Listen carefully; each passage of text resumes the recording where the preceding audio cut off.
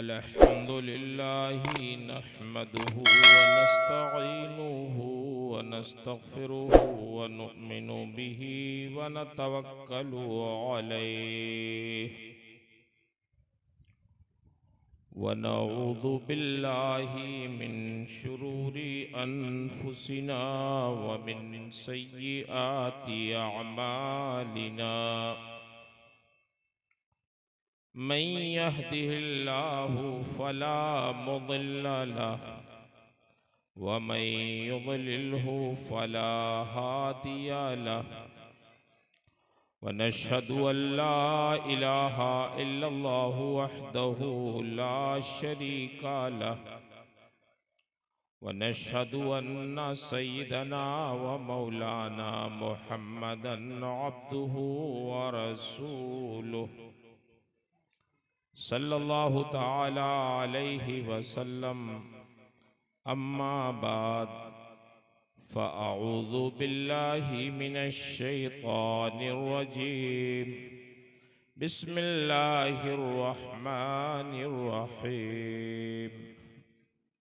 रब्बना वबअस फ़ीहिम रसूलन मिनहुम यतलू अलैहिम आयातिक वयुअल्लिमुहुमुल किताबा वल हिकमह वयुज़क्कीहिम इन्नका अंतल अज़ीज़ुल हकीम। आमन्तु बिल्लाह सदक़ल्लाहुल अज़ीम व सदक़ रसूलुहुन नबियुल अमीनुल करीम व नहनु अला ज़ालिका लमिनश शाहिदीन वश्शाकिरीन वल्हम्दुलिल्लाहि रब्बिल आलमीन। इंतहाई अक़ीदत मोहब्बत और एहतराम के साथ बारगाहे रिसालत मआब सल्लल्लाहु ताला अलैहि वसल्लम में दुरूद शरीफ का नजराना पेश करें। सल्लल्लाहु अलैहि वसल्लम। अल्लाहुम्मा सल्लि अला सय्यिदिना व मौलाना मुहम्मदिन मअदनिल जूदि वल करम व आलिहि व बारिक व सल्लिम सलातन व सलामन अलैका या रसूल अल्लाह। मुअज़्ज़ज़ सामीन व ख़वातीन व उलमाए दीन, अल्लाह का शुक्र है कि आज हम और आप इस मदरसे के सालाना जलसे में हाजिर हुए। उलमाए किराम के बयानात आपने सुने और माशाअल्लाह मदरसे का अच्छा खासा आपने ताउन भी किया। ये मदरसा जो आप देख रहे हैं, ये मदरसे कोई नए नहीं हैं, बल्कि मदरसों का सिलसिला 1400 साल पहले से। सबसे पहला मदरसा जो सरकार ने खोला था वो मस्जिद नबवी शरीफ में खोला था। उसी में अकेले सरकार ने हजारों सहाबा को पढ़ाया था, मुख्तलिफ फन पढ़ाया। आज तकरीबन 4 बच्चे हिफ्ज में फारिग, हाफिज़े कुरान हो रहे हैं। ये 4 बच्चे मत समझिएगा, अगर ये बच्चे मेहनत करेंगे, कोशिश करेंगे, दरसगाह लगा के कहीं बैठ जाएंगे तो एक बच्चा अपनी जिंदगी में हजारों हाफिज बना सकता है। बहुत खूब बेशक। एक हाफिज़े मिल्लत मुबारकपुर में आए तो ऐसा इदारा कायम किया कि हर साल तकरीबन 400 से 500 तक लोग फारिग। तो क्या पता कि आपके मदरसे में पढ़ने वाला एक बच्चा ऐसा नेक बन जाए, ऐसा बड़ा बन जाए कि उससे हजारों लोग इल्म हासिल करें। ये कोई बईद नहीं। और आप कभी किसी के कहने पे ना आए, गलत फहमी में ना पड़े। मदरसों से बड़ा काम होता है। हमारे मदरसे के जो बच्चे हैं कभी ये रोड जाम नहीं करते, बेशक कभी ये बसों का शीशा नहीं तोड़ते, जी कभी ये एहतजाज नहीं करते। बहुत शराफत के साथ ये मदरसों में पढ़ते हैं। अल्हम्दुलिल्लाह। एक तालिब इल्म भी अगर आपके मदरसे में कामयाब हो गया तो एक तालिब इल्म भी हम सबकी मग़फ़िरत की जमानत बन सकता है। बेशक बेशक किसी जमाने में बगदाद में जामिया निजामिया कायम किया था निजामुल मुल्क ने। उससे लोगों ने कहा कि आप मदरसे पे इतना पैसा खर्च करते हैं, पढ़ाई नहीं होती है, क्यों इतना पैसा खर्च करते हैं?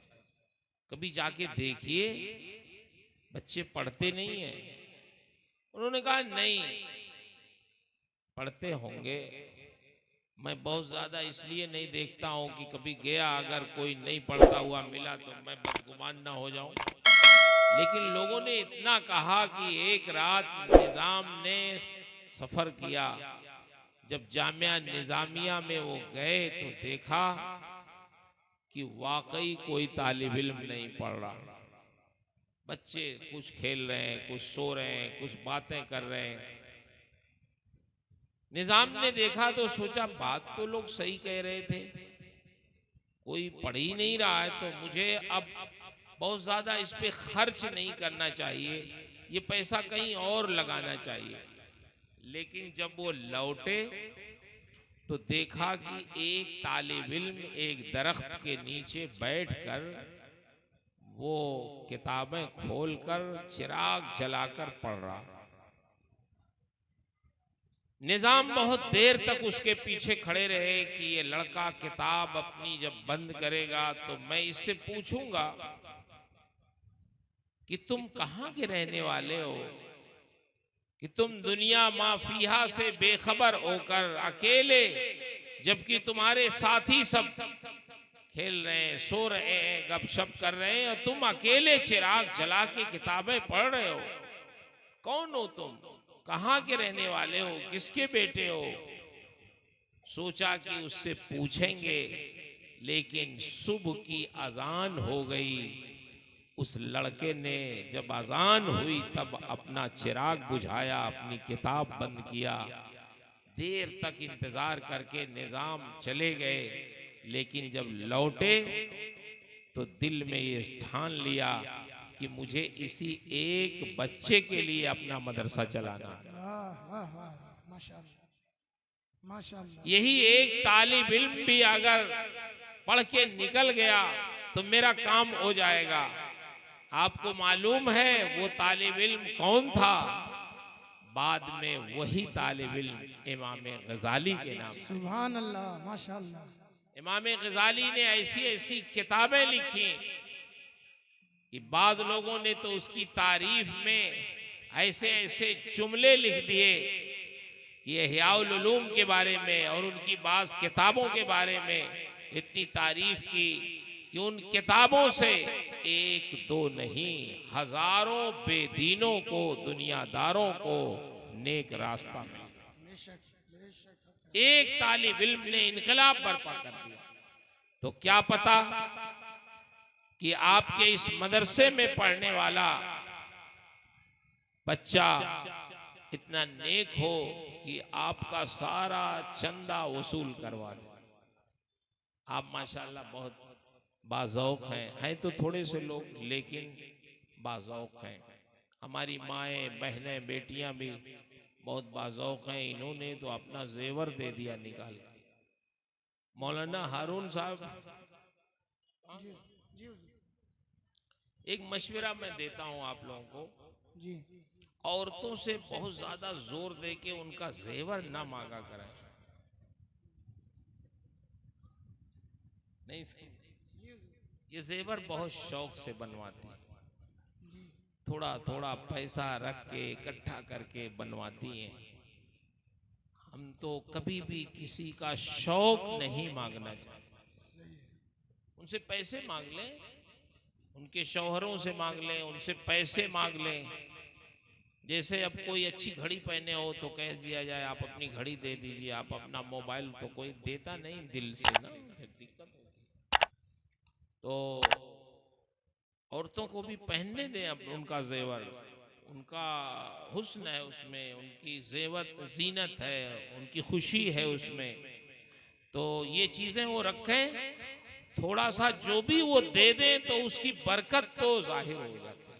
जी मदरसे तो चलते रहते हैं, सही है। कोई जरूरी है हम सबका जेवर लेकर के ही मदरसा बनवाएं? ये मर्द लोग किस लिए हैं? ये दें पैसा, सही है। ये कमाते हैं, वो औरतें तो बेचारी कमाती भी नहीं है। ये तो वही जो शौहर पैसे देते हैं, बचा बचा के किसी तरह से वो जेवर बनवाती है, मौलाना लोग डरा के वो भी ले लेते हैं।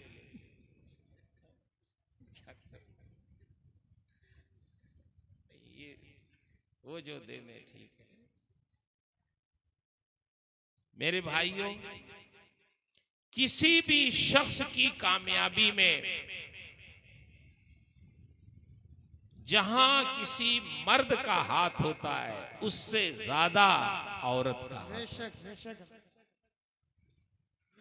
मैं अपनी माओ, बहनों, बेटियों से अर्ज करूंगा, ठीक है आपने जेवर दिया, लेकिन आपकी जिम्मेदारी क्या है? आप अपनी जिम्मेदारियां समझ लें और उन जिम्मेदारियों को निभाएं, तो आज भी आपकी गोद में ख्वाजा गरीब नवाज जैसे बुजुर्ग पैदा हो सकते हैं, माशाल्लाह। बड़े बड़े मुहद्दिस पैदा हो सकते हैं, बड़े बड़े अहलुल्लाह पैदा हो सकते हैं, बड़े बड़े फकीह और मुफ्ती पैदा हो सकते हैं, बड़े बड़े दीन के खादिम पैदा हो सकते हैं। ख्वाजा गरीब नवाज हिंदुस्तान के सबसे बड़े बुजुर्ग हैं। किसने इतना बड़ा बुजुर्ग उन्हें बनाया? ठीक है, ख्वाजा उस्मान हारूनी उनके पीर हैं, उन्होंने निगाह डाली, इसमें कोई शुबा नहीं है, लेकिन निगाह डालने के लायक किसने बनाया ख्वाजा गरीब नवाज को? इसमें बुनियादी किरदार उनकी माँ का है, बहुत उम्दा, बहुत उम्दा। की माँ का। बेशक। ख्वाजा गरीब नवाज एक दिन आए अपनी वालदा की खिदमत में, अर्ज करने लगे, माँ मैं बहुत खुश हूं, आज आपको खुशखबरी सुनाता हूं कि आज मेरे हाथ पे बहुत सारे लोगों ने अपने गुनाहों से तौबा किया। आपको खुश होना चाहिए, आपके बेटे के हाथ पे लोगों ने, बेशुमार लोगों ने तौबा किया है। तो उनकी माँ ने कहा, बेटा हसन, उनका नाम हसन था, बेटा हसन ये तुम्हारा कमाल नहीं है। आपने कहा माँ फिर किसका कमाल है? आप मुझे बताएं किसका कमाल है? तो उनकी वालदा ने बताया, बेटा हसन तुम्हें याद नहीं है, जब तुम पैदा हुए तो मैंने कभी तुम्हें बगैर वजू के दूध नहीं पिलाया। नारे तकबीर, नारे रिसालत, नारे रिसालत, पीरे तरीकत हुजूर सैयद साहब किबला, हुजूर सैयद अब्दुल रब साहब किबला, हुजूर चांद बाबू साहब किबला, औलादे रसूल, औलादे रसूल। नारे तकबीर, हुजूर सैयद चांद बाबू साहब किबला, नारे तकबीर, नारे रिसालत।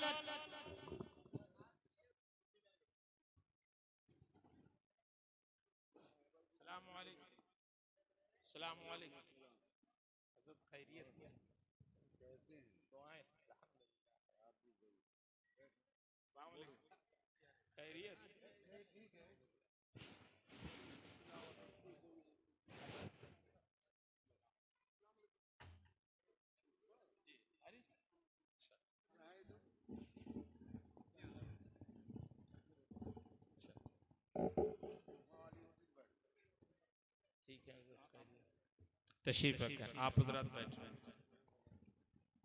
बैठ जाएं, बैठ जाएं, बैठ जाएं।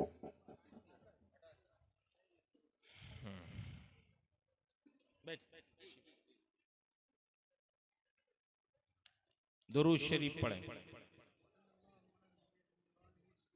सल्लल्लाहु अलैहि नबील उम्मी वालिही व बारिक वसल्लम सलातुम व सलामुन अलैका या रसूलल्लाह सल्लल्लाहु अलैहि वसल्लम। देखिए, पीर तरीक़त मखदूम गिरामी मर्तबत हज़रत अल्लामा मौलाना सैयद अब्दुल रब साहब क़िबला मदज़िल्लहुल आली तशरीफ़ फरमा। आप ज़ियारत करें, इंशाअल्लाह आपका बयान होगा, आपकी दुआएं होगी, आपके हाथों से बच्चों की दस्तारबंदी होगी। इंशाअल्लाह आपको भी मौका मिलेगा, आप ऐसे उलमा से, ऐसे बुज़ुर्गों से सलाम करेंगे, दस्तबोसी करेंगे, फिर जाएंगे इंशाअल्लाह। मैं क्या अर्ज़ कर रहा था, वालिदा ने उनकी क्या कहा कि जब भी मुझे तुम्हें दूध पिलाना हुआ तो बगैर वजू के मैंने तुम्हें कभी दूध नहीं पिलाया। जब तुम्हें दूध पिलाना हुआ पहले वजू किया, फिर अपने सीने से तुम्हें लगाया।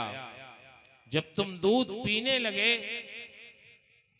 तो मेरे दोनों हाथ रब की बारगाह में उठ गए और मैंने अर्ज किया, ए मौला, मेरे बेटे हसन के सीने में दूध के हर कतरे के साथ विलायत का नूर भी डाल दे। ये उन्हीं दुआओं का नतीजा है कि अल्लाह ने तुम्हारी जुबान में वो तासीर रखी है कि तुम जिससे कुछ कह देते हो तो अल्लाह उसे कबूल फरमा लेता। क्या मतलब, आज भी अगर हमारी माएं, बहनें, बेटियां बावजू होके अपने बच्चों को दूध पिलाएं, बावजू होके अपने घर के लिए, बच्चों के लिए, शौहर के लिए खाना बनाएं, तो मुझे यकीन है कि वो खाना अगर कोई गाफिल खाएगा तो इंशाअल्लाह उसका दिल जाकिर हो जाएगा। ये कोई काम मुश्किल भी नहीं है कि आप ना कर सकें। आपका तो मुआशरे में बहुत अहम किरदार है। अल्लाह ने आपकी जुबान में तासीर दी है, आपके आगोशे तरबियत में तासीर दी है, आपके दूध में तासीर रखी है।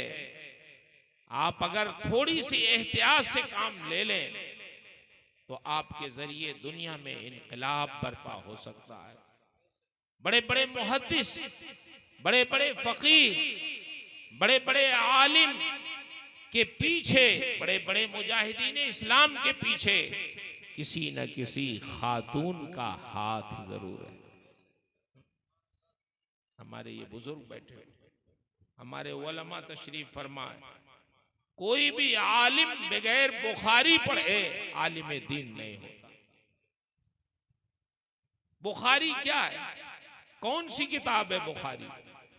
कुरान मुकद्दस के बाद इस रूए जमीन पर अगर किसी किताब का मकाम है तो वो इमाम बुखारी की सहीह बुखारी है, जिसमें इमाम बुखारी ने नबी करीम सल्लल्लाहु अलैहि वसल्लम की अहादीस करीमा जमा किया। कौन है इमाम बुखारी?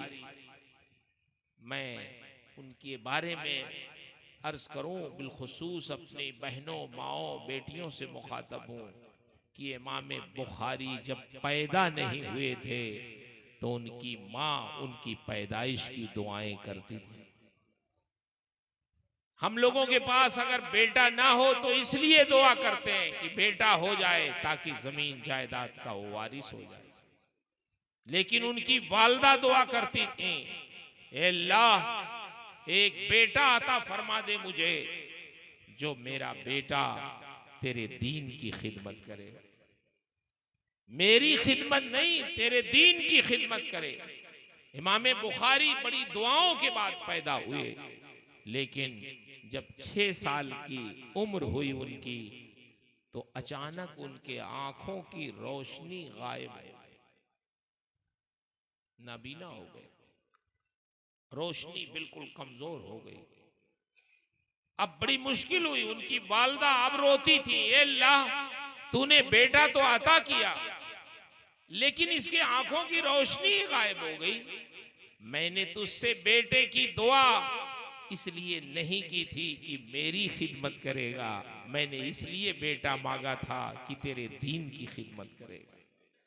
ये अल्लाह, अब तो इसकी आंखों में रोशनी ही नहीं है, अब ये तो अपना काम नहीं कर पाएगा, ये तेरे दीन की खिदमत कैसे करेगा।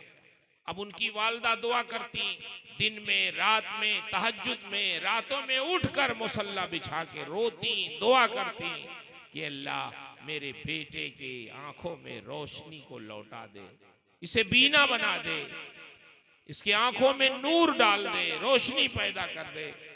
इतना रो रो के माँ ने दुआ किया कि जानते हैं, एक रात सोई तो उनके ख्वाब में हमारे नबी के जद्दे आला हजरत सैयदना इब्राहीम अला नबीना अलैहिस्सलातु तस्लीम तशरीफ ले आए। ख्वाब में इरशाद फरमाया उनकी वालदा से कि तुमने बहुत दुआएं की हैं, अपने रब से तुमने बहुत मांगा है, रोशनी के लिए बड़ी दुआएं की हैं, मैं बशारत सुनाने आया हूं, अल्लाह ने तेरी दुआ तेरे बेटे के हक में कबूल कर ली। आज सुबह को जब तू उठेगी तो देख लेना तेरे बेटे के आंखों में रोशनी लौट चुकी हो। इमाम बुखारी की वालदा जब उठी, ख्वाब से बेदार हुई, नींद से, तो उनको ख्वाब अपना मुकम्मल याद था कि मैंने हजरत इब्राहीम को ख्वाब देखा है। उन्होंने बशारत सुनाई है। उनके बगल में आपके बेटे इमाम बुखारी, जिनका नाम था मोहम्मद बिन इस्माइल, बुखारी के नाम से वो मशहूर थे, अपने बेटे मोहम्मद बिन इस्माइल को झिझोड़ा, जगाया। 6 साल की उम्र के थे, बेटा मोहम्मद उठो, मैंने तुम्हारे बारे में एक बहुत बाबरकत ख्वाब देखा है। मैंने ख्वाब देखा है कि हमारे नबी के जद्दे आला तशरीफ लाए हैं, उन्होंने बशारत दी है कि तेरे आंखों की रोशनी लौट चुकी है, उठ, आंखें अपनी खोल, मुझे देख, सबसे पहले मेरे ऊपर निगाह डाल, क्या मैं तुम्हें नजर आ रही हूं, जरा देख तो। इमाम बुखारी 6 साल के बच्चे थे, माँ ने जब जगाया, उठे, आंखें मली, और जब आंखें खोली, माँ के ऊपर निगाह डाली तो बेसाख्ता उनकी जुबान से निकला, हाँ माँ, मैं आपको देख रहा हूँ, आपने हरे रंग की चादर ओढ़ी है, वो चादर भी मुझे नजर आ रही है। इमाम बुखारी की माँ ने जब ये सुना कि मेरी दुआ कबूल हो गई है तो फौरन सिजदे में गिर गई, और सिजदे में गिर के उन्होंने दुआ किया कि अल्लाह, जब तूने मेरी एक दुआ कबूल कर ली कि मेरे बेटे की आंखों की रोशनी तूने लौटा दी, तो मेरी एक दुआ और कबूल कर ले कि मेरे बेटे को इस रूए जमीन पर अपने रसूल की हदीस का सबसे बड़ा आलिम दीन बना दे, सबसे बड़ा मुहद्दिस बना दे। एक माँ ने दुआ किया अपने बेटे के लिए, तो आप देखें इमाम बुखारी इतने बड़े मुहद्दिस हुए, इतने बड़े मुहद्दिस हुए, इस रूए जमीन पर उनके मर्तबे का कोई मुहद्दिस नहीं। किसी ने लिखा 3 लाख हदीसें, किसी ने लिखा 4 लाख हदीसें, किसी ने लिखा 5 लाख हदीसें, किसी ने लिखा 7 लाख तक हदीसें उनके याद करने का दावा मुहद्दिसीन ने किया है। ये किसकी तरबियत का नतीजा है, ये किसके दुआओं का नतीजा है। इमाम बुखारी की पैदाइश से लेके उनकी बीनाई का वापस होना और फिर इतने बड़े मुहद्दिस का बनना, मैं मानता हूँ इमाम बुखारी ने मेहनत की है, सफर किया है, कहाँ कहाँ वो नहीं गए इल्म हदीस हासिल करने के लिए, वो इराक गए, कूफा गए, बगदाद गए, बसरा गए, शाम गए, यमन गए, हिजाज में मक्का गए, मदीना गए, कहाँ कहाँ नहीं उन्होंने शयूख हदीस से इल्म हदीस हासिल किया है, इसमें कोई शुबहा नहीं, उन्होंने बहुत मेहनत की है, लेकिन उनकी मेहनतों से कहीं ज्यादा उनकी माँ की दुआओं का असर है। इसलिए मैं अपनी माँओं और बहनों और बेटियों से मुखातब हूँ कि आपने जमाने में इनकलाब बर्पा किया है, आपने बड़े बड़े मुहद्दिस दिए हैं इस्लामी मुआशरे को, बड़े बड़े आलिम दिए हैं, बड़े बड़े बुजुर्ग दिए हैं, बड़े बड़े अल्लाह वालों को आपने उनकी तरबियत की है। क्या आज भी आपके पास कोई प्लान है? ऐसा प्लान कि आज भी मुझे अपने बेटे को बहुत बड़ा मुहद्दिस बनाना है, मुझे अपनी बेटी को बहुत बड़ी आलिमा बनाना है, मुझे अपने बेटे को बहुत बड़ा बुजुर्ग अल्लाह वाला बनाना है? अगर आज भी आपके पास प्लान हो तो यकीन है कि आज भी आपकी गोद में बड़े बड़े बुजुर्ग पैदा हो सकते हैं, बड़े बड़े अहलुल्लाह पैदा हो सकते हैं, बड़े बड़े मुहद्दिस और फकीह पैदा हो सकते हैं। कभी कभी आपका प्लान होता है लेकिन बहुत हकीर चीजों में होता है। हमारे घर की औरतों का कभी प्लान ये हो जाता है हमारे कमरे बहुत अच्छे हों, हमारे फर्नीचर बहुत अच्छे हो, हमारे कपड़े बहुत अच्छे हो, हमारे जेवरात बहुत अच्छे हो, हमारी मोबाइल बहुत महंगी हो। दुनिया की हकीर चीजों से सरफे नजर करके काश अगर ये सोच लें कि हमारी गोद में परवरिश पाने वाला बच्चा हाफिज कुरान बन जाए, आलिम दीन बन जाए, अहलुल्लाह बन जाए, बुजुर्ग बन जाए, मुहद्दिस बन जाए, दीन और मुआशरे का अल्लाह की मखलूक का खादिम बन जाए, तो मुझे उम्मीद है आप कोशिश करेंगी तो आपकी कोशिश कभी बेकार नहीं जाएगी। इसलिए आपकी जो जिम्मेदारी है वो जिम्मेदारियां समझें। हम सबकी जो जिम्मेदारियां हैं अपनी जिम्मेदारियों को अदा करना चाहिए। ये हमारे उलमाए किराम तशरीफ फरमा।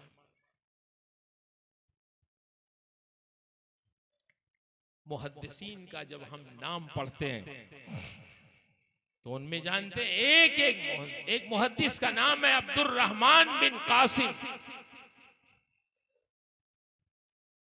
ये उस जमाने के मुहद्दिस हैं जब इमाम मालिक ने अपनी दरसगाह मदीनतुर रसूल के मस्जिद नबवी में लगाई थी। ये इमाम मालिक के शागिर्द हैं अब्दुर्रहमान बिन कासिम। जब इमाम मालिक ने दरसगाह लगाई मदीनतुर रसूल में तो पूरी दुनिया इस्लाम से लोग उनसे इल्मे हदीस पढ़ने के लिए टूट पड़े मदीनतुर रसूल में। उसी जमाने में अब्दुर्रहमान बिन कासिम ने भी सुना कि इमाम मालिक जो आशिक रसूल हैं बहुत बड़े, वो हदीस पढ़ा रहे हैं सरकार की, मुझे भी जाके इल्मे हदीस पढ़ना है। शौक पैदा हुआ उनके दिल में रसूलुल्लाह सल्लल्लाहु अलैहि वसल्लम की हदीस पढ़ने का। लेकिन 1 साल हो गया था, उनकी शादी हो गई, उनकी बीवी थी, अभी नई नई बीवी थी। उन्होंने सोचा अब मैं अकेला नहीं हूं, अब तो मेरी बीवी है, मुझे अगर पढ़ना भी हो तो बीवी को राजी करना होगा, उससे इजाजत लेना होगा। शौक बहुत था इल्मे हदीस का। अपनी बीवी से आके अर्ज किया कि मैं इल्मे हदीस पढ़ना चाहता हूँ, इमाम मालिक की खिदमत में जाके मैं नबी करीम सल्लल्लाहु अलैहि वसल्लम की हदीस सीखना चाहता हूँ, मदीनतुर रसूल जाना चाहता हूँ। तुमसे मैं पूछना चाहता हूँ क्या तुम बर्दाश्त कर सकती हो, इजाजत दे सकती हो? बीवी ने पूछा कितने दिन तक आप पढ़ना चाहते हैं? तो उन्होंने डरते डरते कहा कि अगर 1 साल की इजाजत तुम दे दो तो मैं जाके मदीने में इमाम मालिक से इल्मे हदीस पढ़ लूं। बीवी ने इजाजत दे दी, रख्ते सफर बांधा, तैयारी की, चीजें मुहैया की, अपने शौहर को मदीना शरीफ भेजा पढ़ने के लिए। ये हजरत गए इमाम मालिक के दरसगाह में, इन्होंने दाखिला लिया और जब पढ़ना शुरू किया तो 1 साल पढ़ा, 2 साल पढ़ा, 3 साल पढ़ा। तब ख्याल आया कि छुट्टी तो मैंने 1 ही साल की। बड़े शर्मिंदा हुए कि बीवी ने मुझे छुट्टी दी खुशी खुशी, 1 साल की, 3 साल हो गए, मैं घर नहीं गया। आखिर वो क्या सोचती होगी कि मेरे शौहर ने मेरे साथ कैसी बदअहदी की कि 1 साल के लिए मैंने इजाजत दी, ना कोई खत, ना कोई खैरियत, ना कोई आना जाना, ना कोई नानो नफका। बड़े शर्मिंदा हुए। लेकिन अभी जो शौक था इल्मे हदीस का वो पूरा नहीं हुआ था। तो उन्होंने एक खत अपने बीवी के नाम लिखकर एक कासिद को देके अपने शहर रवाना किया और कहा ये मेरी बीवी तक खत पहुंचा दो। वो खत जब उनकी बीवी को पहुंचा, उस खत का मजमून ये था कि प्यारी बीवी, सलाम के बाद उन्होंने लिखा था कि मैं बहुत शर्मिंदा हूं कि तुमसे मैंने 1 साल की रुखसत ली और मदीना शरीफ आया पढ़ने के लिए, लेकिन 3 साल गुजर गए, मुझे तो पता ही नहीं चला। मैं बड़ा शर्मिंदा हूं कि इस 3 साल में मैंने तुम्हारा कोई नानो नफका नहीं अदा किया, तुम्हारी खैरियत नहीं पूछी, मैं आ नहीं सका, कोई तुम्हारी कफालत में नहीं कर सका, लेकिन मेरी ख्वाहिश अभी यह है कि मैं और इल्म दीन हासिल करूं। अब तुम बताओ तुम्हारी मर्जी क्या है। तुम अगर बर्दाश्त कर सको, सब्र कर सको तो मेरा इंतजार करो, और अगर इंतजार ना कर सको तो मैं तुम्हें इजाजत देता हूं कि मेरी ज़ौजियत से निकलकर किसी दूसरे शौहर से शादी करके तुम अपनी जिंदगी गुजारो, मुझे तो अभी और पढ़ना है। ये खत उनकी बीवी को मिला। जब पढ़ा उन्होंने, ये जुमला जब पढ़ा कि अगर तुम बर्दाश्त ना कर सको, सब्र ना कर सको तो मेरी ज़ौजियत से निकलकर तुम किसी दूसरे शौहर से शादी करके अपनी जिंदगी गुजार लो। तो उनकी बीवी ने जवाब लिखवाया, प्यारे शौहर अब्दुर्रहमान बिन कासिम, तुम्हारा शौक़े इल्म देखकर सुनकर बड़ी खुशी हुई कि तुम्हारे दिल में नबी करीम सल्लल्लाहु अलैहि वसल्लम की हदीस पढ़ने का बड़ा शौक है, मुझे बहुत खुशी है, लेकिन तुम्हारे एक जुमले से मुझे बहुत तकलीफ हुई है कि तुमने ये लिखा है मेरे बारे में कि अगर तुम सब्र ना कर सको तो मेरी ज़ौजियत से निकलकर किसी दूसरे शौहर से शादी करके अपनी जिंदगी गुजार लो। अब्दुर्रहमान, क्या तुम ये समझते हो कि जिस जमाने में तुम मदीनतुर रसूल में रह के इमाम मालिक की दरसगाह में बैठ के रसूलुल्लाह की हदीसें पढ़ रहे होगे, उस वक्त तुम्हारी बीवी तुम्हारी ज़ौजियत से निकलकर किसी दूसरे शौहर से शादी करेगी? हरगिज नहीं। मुझे तो खुशी है इस बात पे कि क़यामत में जब तुम्हारा हश्र एक मुहद्दिस की सूरत में होगा तो मेरा भी हश्र एक मुहद्दिस की बीवी की सूरत में होगा। ये मेरे लिए एजाज बहुत बड़ा है, इस एजाज से तुम मुझे महरूम न रखो। अब्दुर्रहमान बिन कासिम, मैंने तो तुम्हें 1 साल की रुखसत दी थी, लेकिन अब तुम्हारा शौक देखकर अब तुम्हारे लिए कोई वक्त की कैद नहीं है, महीने और साल की कोई कैद नहीं है। अब तुम जितना पढ़ना चाहो पढ़ो, और जब तक चाहो वहां रहो। मैं जिंदा रहूंगी तो तुम्हारी राह देखूंगी, तुम्हारा इंतजार करूंगी कि मेरा शौहर पढ़कर कब मुहद्दिस बन के वापस लौटता है। मैं कहीं और जाने के लिए तैयार नहीं हूं, मैं तुम्हारे आने का इंतजार करूंगी। ये खत लिखवा के उनकी बीवी ने भेज दिया, और जब खत इन्होंने पढ़ा तो इतने खुश हुए कि अब पढ़ना शुरू किया दोबारा। तो जानते हैं कितना पढ़ा? 17 साल तक पढ़ते रहे। 17 साल एक साथ पढ़ा। हदीसें कितनी पढ़ी होंगी। जब गए थे तो इनकी बीवी के शिकम में एक बच्चा परवरिश पा रहा था, वो पैदा हुआ, 17 साल का जवान हो गया। हज का उसने इरादा किया। वालदा ने कहा, बेटा जब हज करने जाना और हज से फारिग होकर मदीनतुर रसूल जाओगे तो मदीना शरीफ में इमाम मालिक की दरसगाह में चले जाना और पूछ लेना कि अब्दुर्रहमान बिन कासिम नाम के कौन है, उनसे मिल लेना। जिस बाप के बारे में तुम ने जब से होश संभाला मुझसे पूछते थे कि मेरे बाप कौन हैं, कहाँ रहते हैं, तो तुम्हारे बाप इमाम मालिक की दरसगाह में तुम्हें मिलेंगे।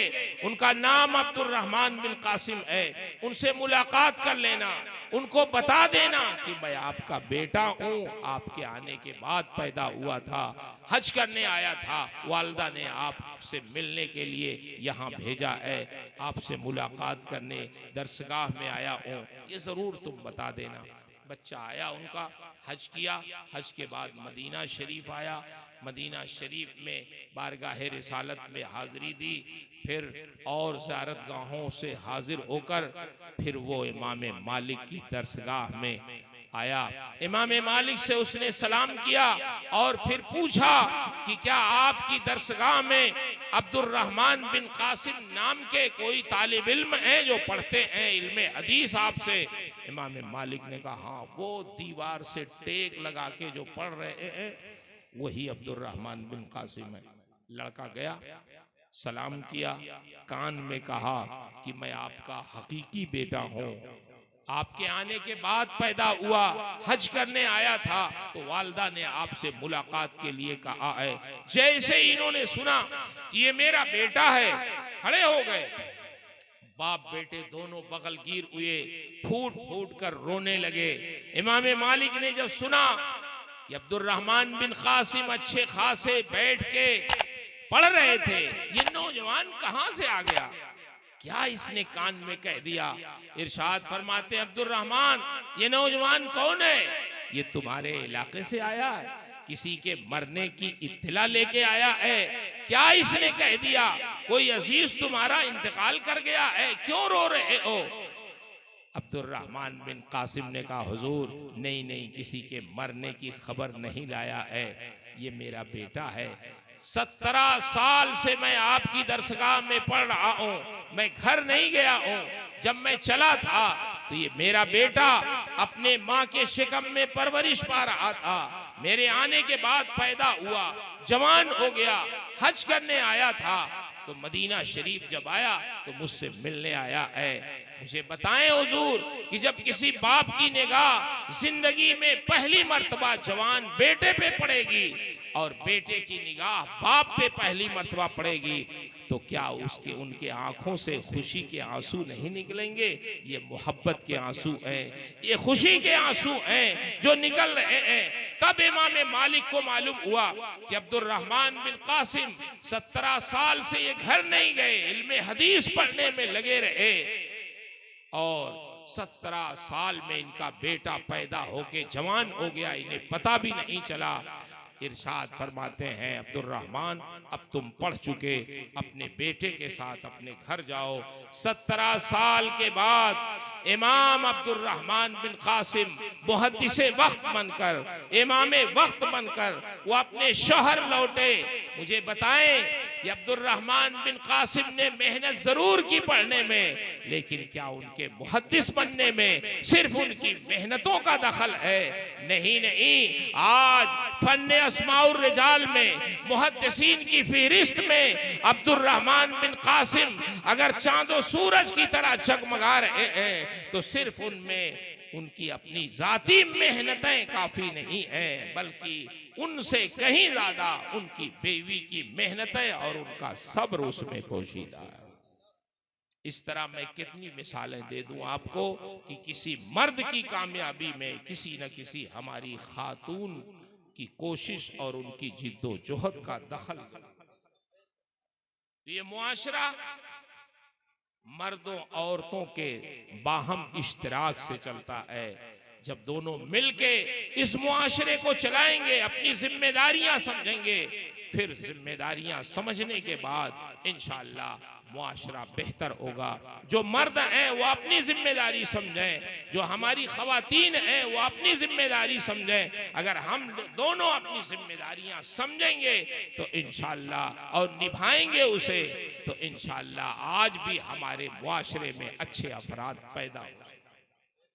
ये मदरसे इसी काम के लिए हैं, ये मदरसे इसीलिए हैं कि हमारे उलमा और इसमें पढ़ने वाले तलबा जो आलिम हो, हाफिज हो, ये बताएं कि आपकी हमारी जिम्मेदारियां क्या है, हमें जिंदगी कैसे गुजारना है, हमें अपने जिंदगी के शबो रोज कैसे बिताने हैं, हमें बाहर कैसे रहना है, हमें अंदर कैसे रहना है, हमें घर में कैसे रहना है, हमें अपने माँ बाप के साथ कैसे रहना है, हमें अपने बीवी बच्चों के साथ कैसे रहना है।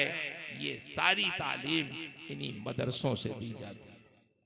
यही हमारे उलमाए किराम देते हैं, हमारे मशाइख देते हैं, हमारे बुजुर्गान दीन देते हैं। और इन्हीं तालीमात की रोशनी में जिंदगी गुजार कर हम अपने रब को राजी कर सकते हैं। तो मर्दों से भी गुजारिश है कि आप अपनी जिम्मेदारी समझें और खास कर इस बात पर ध्यान दें। बहुत छोटी छोटी बातें होती हैं जिसको आप तवज्जो नहीं देते हैं। सबसे ज्यादा जरूरत इस बात की है कि आप अपने घर वालों पे तवज्जो दें, अपने माँ बाप, अपनी बीवी, अपने बच्चे। अल्लाह के रसूल सल्लल्लाहु अलैहि वसल्लम ने इरशाद फरमाया, खैरुकुम खैरुकुम ले अहली व अना खैरुकुम ले अहली। तुम में सबसे बेहतर वो है जो अपने घर वालों के लिए सबसे बेहतर हो। और सरकार ने इरशाद फरमाया कि मैं अपने घर वालों के लिए तुम में सबसे बेहतर हूं। सरकार कैसे अपने घर में रहते हैं? आप और हम ऐसे रहते हैं, जब घर में दाखिल होइए तो सबसे पहले दाखिल होते ही अपने घर वालों को सलाम कीजिए। हम लोग तो शर्माते हैं कि अपनी बीवी को सलाम करें, अपनी माँ को सलाम करें, अपने वालिद को सलाम करें, अपने बच्चों और बच्चियों को सलाम करें। शर्म आती है। नहीं नहीं, शर्माने की जरूरत नहीं है। जो शख्स घर में दाखिल होते वक्त अस्सलामु अलैकुम कहे तो अल्लाह उसके घर में बरकतें नाजिल फरमाता है। सलाम करने से घर में बरकतों का नुज़ूल होता है। और घर में तकल्लुफ वाली जिंदगी न गुजारिए। अल्लाह के रसूल सल्लल्लाहु अलैहि वसल्लम के बारे में उम्मुल मोमिनीन हजरत आयशा सिद्दीक़ा रज़ी अल्लाह ताला अन्हा, जो हम तमाम मुसलमानों की माँ हैं, उनसे जब पूछा जाता कि आप सरकार की बीवी हैं, ज़ौजा हैं, आप सरकार को सबसे ज्यादा देखती हैं, घर में जानती हैं, घर में कैसे रहते हैं सरकार, ये बताइए। तो फरमाती, सरकार घर में बहुत सादा रहते, बेतकल्लुफ रहते, जमीन पे बैठ जाते, वहीं हम दस्तरखान लगा देती और सरकार के सामने खाना रख देती। मा आबा रसूलुल्लाह सल्लल्लाहु अलैहि वसल्लम तामन कत्तो, अल्लाह के रसूल ने कभी किसी खाने में नापसंदीदगी का इजहार नहीं फरमाया। नहीं पसंद था खाना, नहीं खाया, छोड़ दिया, लेकिन इजहार नहीं किया, डांटा नहीं औरतों को, तुमने क्या लाके मेरे सामने रख दिया, मैं तो इसे पसंद नहीं करता हूँ, मैं इसे खाता नहीं हूँ, तुमने क्यों मेरे सामने इसको लाके रख दिया। नहीं, ये सब बातें कभी जिक्र नहीं फरमाते, किसी का दिल नहीं तोड़ते, बल्कि अल्लाह के रसूल सल्लल्लाहु अलैहि वसल्लम उसे खुशी खुशी तनाउल फरमा लेते। कोई तकल्लुफ नहीं होता खाने में, जमीन पे बैठ जाते और नाराजगी का इजहार नहीं फरमाते, बल्कि हौसला अफजाई फरमाते। आप भी हौसला अफजाई फरमाते? बोलिए। उम्मुल मोमिनीन फरमाती हैं, काना फी मेहनत अहली, सरकार जब घर में होते तो अपने घर वालों के कामों में हाथ भी बटाते, हाथ बटाते।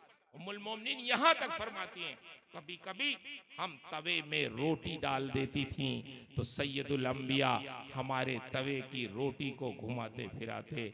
ये उनका मनसब तो नहीं था, लेकिन हम ये समझती थी कि ये सब हमारी दिलजुई में सरकार और उम्मत को तालीम देने के लिए कर रहे हैं। एक साहब ने एक मौलवी साहब की दावत कर दी कि हुजूर आज आपकी दावत। मौलाना साहब गए और जब गए तो खाना लगा, पहला लुकमा मौलाना साहब ने खाया तो उनकी जुबान से निकला, माशाअल्लाह खाना आपकी अहलिया ने बनाया है, बहुत अच्छा खाना बनाया है, बहुत लजीज खाना बनाया है। तो उनकी अहलिया पर्दे के पीछे से रोने लगी। रोने की आवाज जब मौलाना साहब के कान में आई तो उन्होंने पूछा, ये कौन है रो रही हैं? आपकी अहलिया रो रही, क्यों रो रही? मैंने तो तारीफ ही की है, कोई बुराई तो नहीं की उनके खाने की, ये रो क्यों रही हैं आखिर? तो पर्दे के पीछे से उन्होंने कहा, उनकी अहलिया ने, कि मौलाना साहब 35 साल हो गए शादी हुए हमारी, मैंने कितने अच्छे अच्छे खाने अपने शौहर को बना के खिलाए, लेकिन कभी हमारे शौहर ने ये नहीं कहा कि तुमने आज खाना बहुत अच्छा बनाया। आज 35 साल के बाद मैंने आपकी जुबान से सुना कि खाना मैंने बहुत अच्छा बनाया है, तो मेरे आंखों से आंसू गिर गए। काश मेरा शौहर भी कभी ये जुमला कह देता तो मेरी रूह ठंडी हो जाती, मैं खुश हो जाती कि मेरे शौहर के दिल में मेरे कामों की अहमियत। तो आपको क्या लगता है, हमारे लिए वही नमूना है जो हमारी जिंदगी के, हमारे नबी के जिंदगी के शबो रोज है। इसलिए मेरे भाइयों, आप सीखें कैसे जिंदगी गुजारना है। अपने जागने उठने का वक्त मुकर्रर करें, सवेरे सोएं और उठें तो फजर की नमाज के लिए आप उठें। सुबह को मस्जिद जाएं, फजर की नमाज पढ़ें, कोशिश करें नमाज जमात के साथ पढ़ें। और उस वक्त तक आप नमाज के पाबंद नहीं हो सकते हैं जब तक आप जमात के पाबंद ना हो।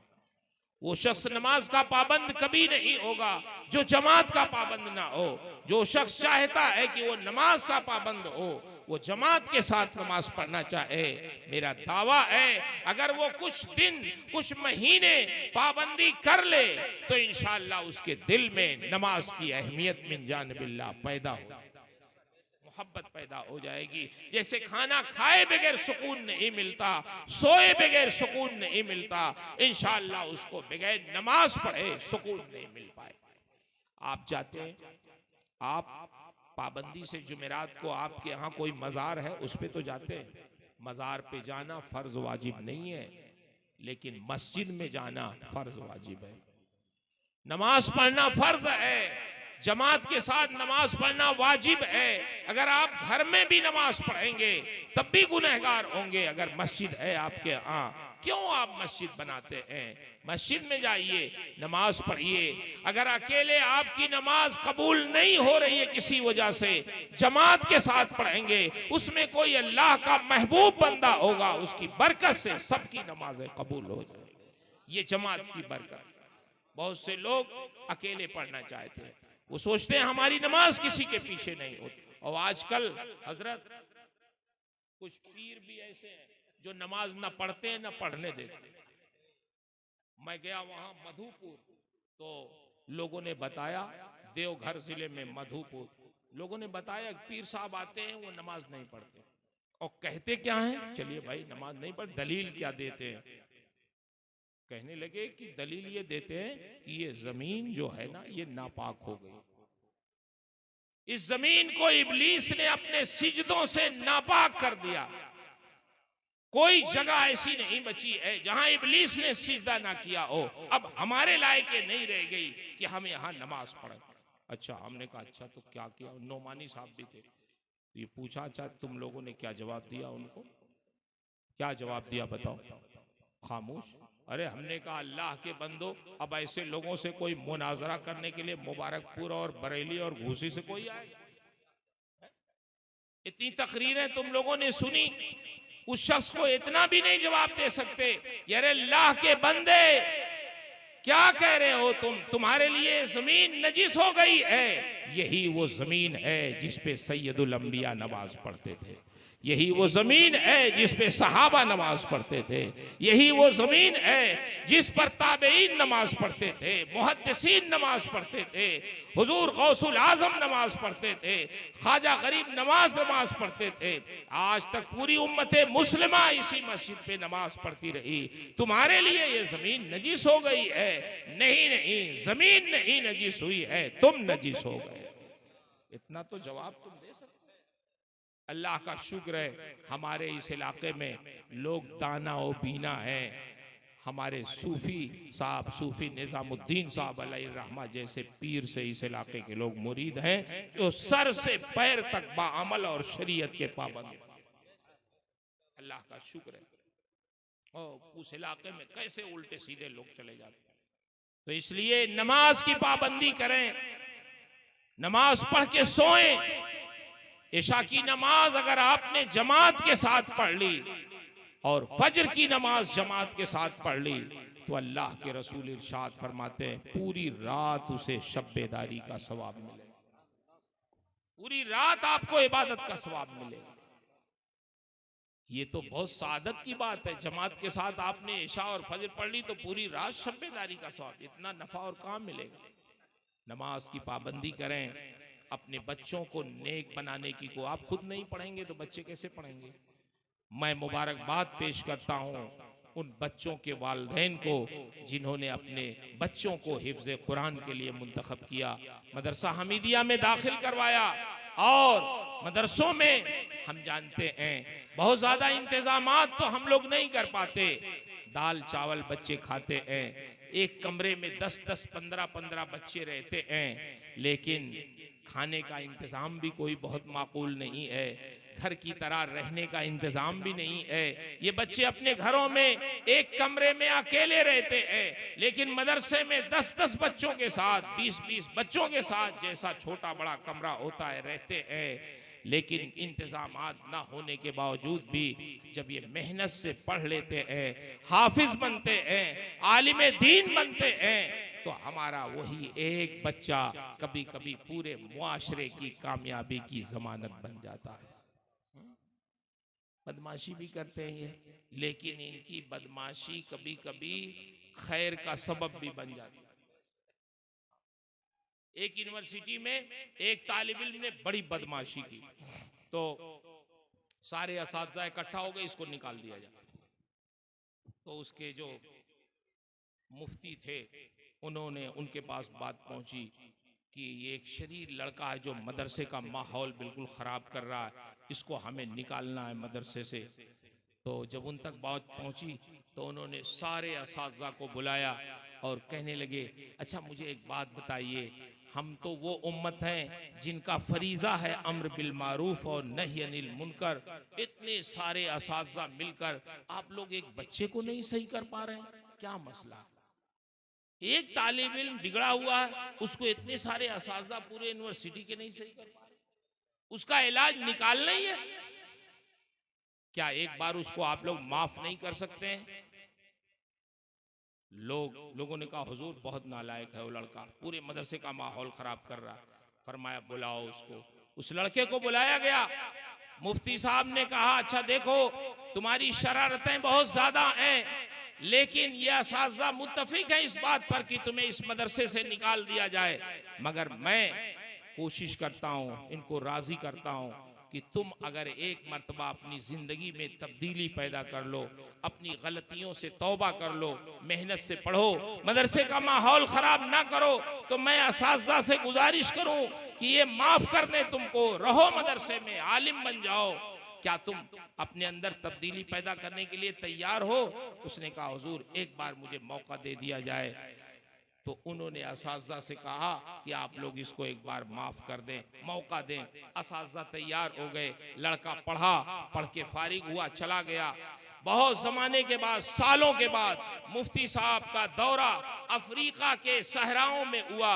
जब अफ्रीका के किसी सहरा में जहां लोग गरीब लोग रहते थे, वहां जब जाना हुआ उनका, तो उन्होंने पूछा कि आखिर इन सहराओं में किसने इतने अच्छे दारुल उलूम बनाए हैं, मस्जिदें बनाई हैं, दानिशगाहें बनाई हैं, किसने ये सब बनाया यहाँ?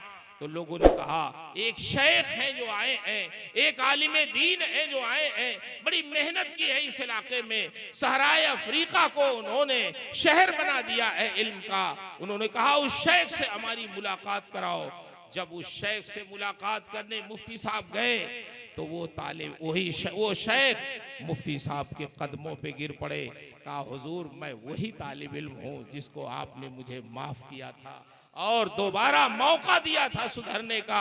इसका मतलब ये हुआ कि एक तालिब इल्म जो बिगड़ा हुआ रहता है, कभी जब उसकी सरजनिश की जाती है, उसे मौका दिया जाता है, असातिज़ा उसकी गलतियों को माफ करके फिर से असरे नौ उसको जिंदगी शुरू करने का वादा करते हैं और उसे टाइम देते हैं, तो कभी कभी वही एक तालिब इल्म मुआशरे के लिए बहुत बड़ी नेमत बन के उभर। क्या पता हमारे इन बच्चों में कोई ऐसे भी निकलें जो आपकी हम सब की मग़फ़िरत का ज़रिया बन जाएं। इसलिए मदरसों की खिदमत करें, असातिज़ा से मोहब्बत करें और अपने मस्जिदों में जो इमाम हैं आपके, उनसे मोहब्बत करें। जो आपके आबादी में, आपके गांव में मस्जिद में इमाम हैं, मदरसे में, मकतब में जो उलमा पढ़ा रहे हैं, कुरान शरीफ पढ़ा रहे हैं, उनसे भी कायद दर्जा मोहब्बत करें, उनकी ज़रूरतों का ख्याल करें। इस महंगाई में उनकी तनख्वाहों पे नजर सानी करें। पैसे तो आप इधर उधर खर्च करते हैं, ऐसी बुनियादी कामों पे खर्च करें जहां से हमारे बच्चों की तरबियत हो, हमारी तरबियत हो, मुआशरा अच्छा हो। अल्लाह से दुआ है अल्लाह ताला हमें आपको तौफीक खैर से नवाजे, हमें हमारी माओं, बहनों, बेटियों को सबको अपनी अपनी जिम्मेदारी समझने की तौफीक अता फरमाए। मदरसा हमीदिया आज तक जिन लोगों ने भी इसके क़याम में, इसके चलाने में, दामे, दिर में, कद में, सुख ने हिस्सा लिया, अल्लाह सबकी शिरकत को कबूल फरमाए। आज हमारे जिन बुजुर्गों ने, लोगों ने, हमारी माओ बहनों ने, बहुत सारे लोगों ने चंदे दिए, ताउन किया, अल्लाह उन सब के चंदों को कबूल फरमाए, उनके अतियात को कबूल फरमाए और यहाँ से उठने से पहले अल्लाह ताला हम सब की मग़फ़िरत फरमाए। और इस मजलिस में हमारे बहुत से बुज़ुर्ग हैं, मशाइख हैं, हमारे हज़रत अल्लामा मौलाना मकबूल साहब क़िबला जो बुज़ुर्ग आलिम हैं, गोरखपुर में रहते, आपके इलाके के हैं, वो भी तशरीफ़ फरमा है। हमारे मखदूम गिरामी मर्तबत पीर तरीक़त चाँद बाबू मद्दज़िल्लहुल आली, अल्लाह इनकी उम्र में, इनकी सेहत में बरकतें अता फरमाए, इनका साया आतिफ़त अहले सुन्नत व जमात पे कायम व दायम रखे। तशरीफ़ फरमा है। इंशाअल्लाह हमें उम्मीद है कि ऐसे बुज़ुर्गों, ऐसे नेक लोगों की दुआओं से आज का ये जलसा भी कबूल होगा और आपकी सारी मेहनतें अल्लाह के फ़ज़ल से इंशाअल्लाह शर्फ़ कबूलियत से सरफराज होंगी। अल्लाह कबूल फरमाए और बच्चे जो फारिग हो रहे हैं अल्लाह उनके सीने में कुरान मुक़द्दस महफूज फरमा दे। वो इल्म उनका, वो कुरान का हिफ्ज़ उनके लिए, उनके माँ बाप के लिए, उनके असातिज़ा के लिए, उनके मदरसे के लिए, सब के लिए दुनिया आखिरत में सआदत का ज़रिया बने। मैंने जो कुछ भी अर्ज़ किया इसमें जो हक़ है, जो सवाब है, जो सही है, वो सब मेरे रब की तरफ से है। मेरे बयान में, मेरे समझाने में, खुद मेरे समझने में जो गलतियां हैं वो सब मेरी तरफ से हैं। अल्लाह ताला मुझे हक़ कहने, हक़ सुनाने, हक़ पे कायम रहने की तौफ़ीक़ अता फ़रमाए। व आख़िरु दावाना अनिल हम्दुलिल्लाहि रब्बिल आलमीन। अस्सलाम।